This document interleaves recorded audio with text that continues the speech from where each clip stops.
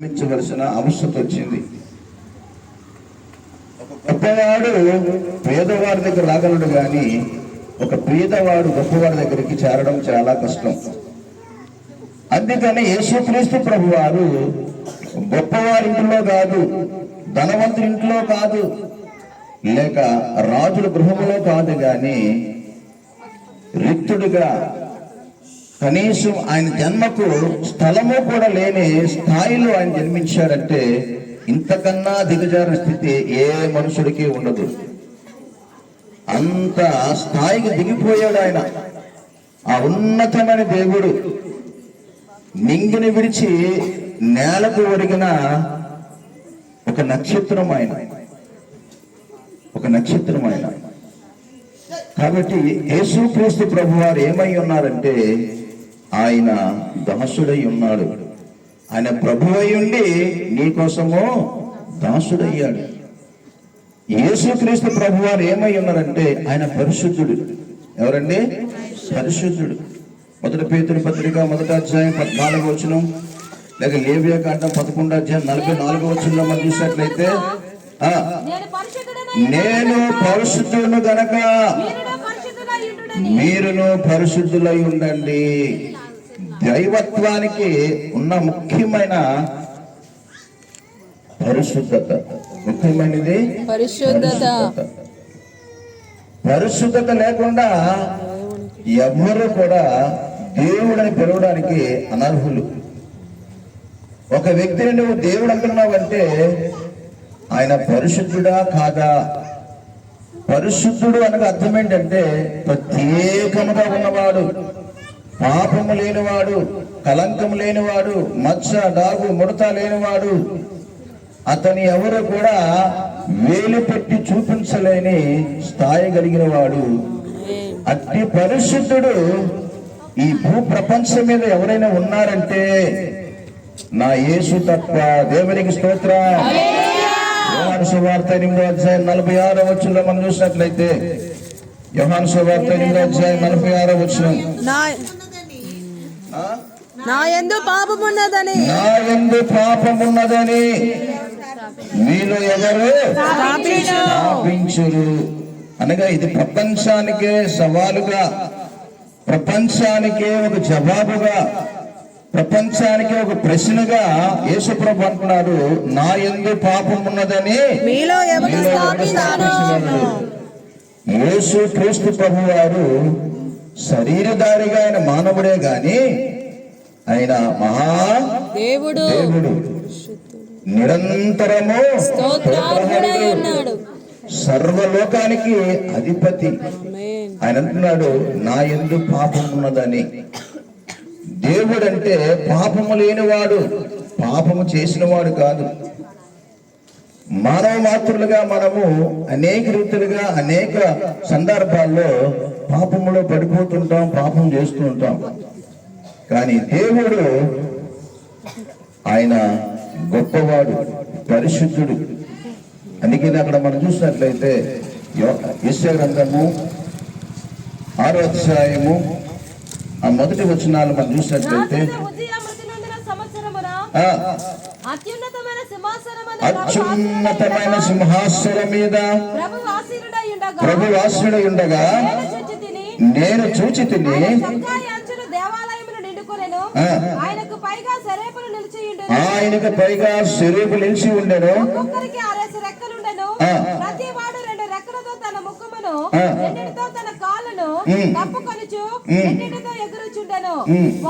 వారు సైన్యములకు అధిపతియగు యెహోవా పరిశుద్ధుడు పరిశుద్ధుడు పరిశుద్ధుడని సర్వలోకము ఆయన మహిమతో నిండి ఉన్నదని గొప్ప స్వరముతో ప్రాణ ప్రతిగానములు చేయుచుంది.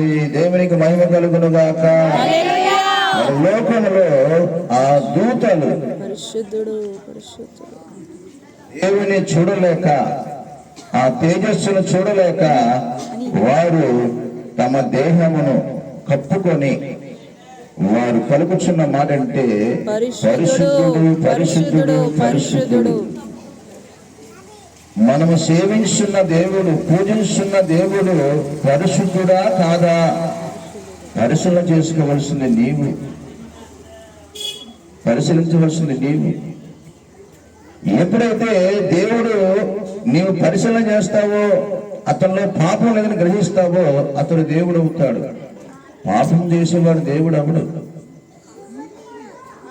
దేవుడు ఏమై ఉన్నాడంటే ఆయన అదృశ్యుడు, సృష్టికర్త. కొలసీ పత్రిక 1వ అధ్యాయం 15-16 వచనాలు చూసినట్లయితే, కొలసీ 1వ అధ్యాయము 15-16 వచనాలు.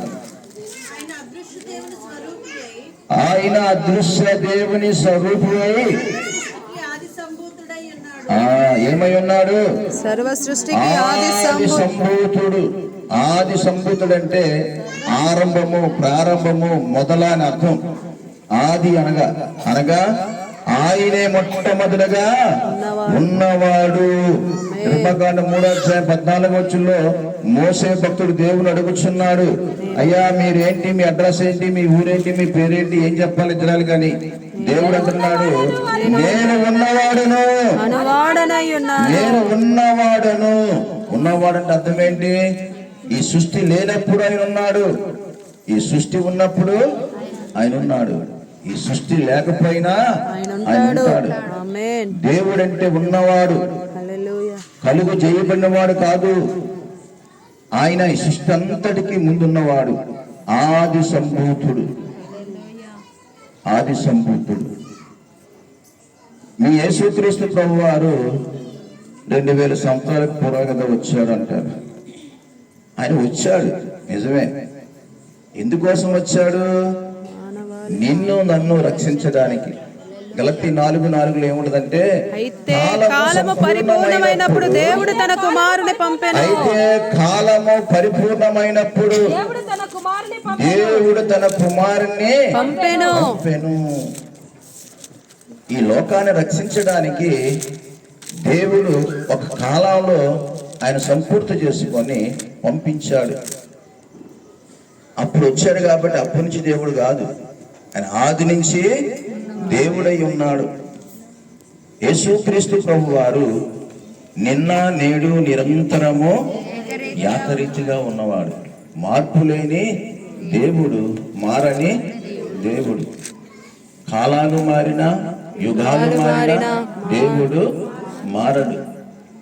కీర్తన గ్రంథం 90వ అధ్యాయము 2వ వచనంలో మనం చూస్తూ ఉంటారు, యుగ యుగములకు నీవే మాకు దేవుడవు. దేవుడు ప్రభువా, తరతరముల నుండి మాకు నివాసస్థలము నీవే. పర్వతములు పుట్టక మునుపు, భూమిని లోకములను పుట్టింపక మునుపు యుగ యుగములు నీవే దేవుడవు. యుగ యుగములు నీవే దేవుడవు. యుగానికో దేవుడు కాదు, మతానికో దేవుడు కాదు, యుగ యుగములు.